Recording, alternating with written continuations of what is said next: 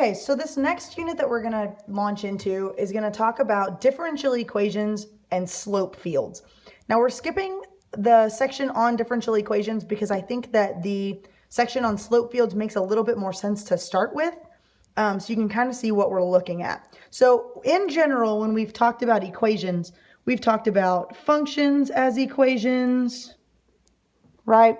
We've talked about integrals as equations, where this was big F, right? We've talked about that, but we haven't talked about what happens if you're given a derivative as an equation, right? But it's not going to be something quite as simple as, oh, here's F prime is this, so find what actual F is. It's not going to be that simple. You're going to have a derivative, so a dy dx, that's in terms of x and y, like we've been doing when we do implicit differentiation. So in the notes today, it's going to look something like this, like dy dx, so the derivative equals y, okay? So that's a little bit different than what we've been doing.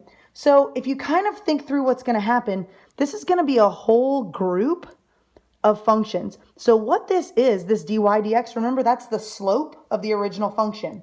So they're telling you that the slope of the original function is y everywhere for the function, okay? So we could then figure out kind of what this function looks like based on finding the slopes at all of these different places, okay? So here's kind of what's going on. So if your function, all right, this is my x value, these are my y values, okay? So at 3, okay, if this is -3 for y, right, since my slope is y, the slope of this point, the slope of this function at the point 3, -3, is -3. The slope of the function at the point 2, -3 is -3 because it's always y. The slope of the function at the point 1, 3 is still -3 because it's always -3. So all of these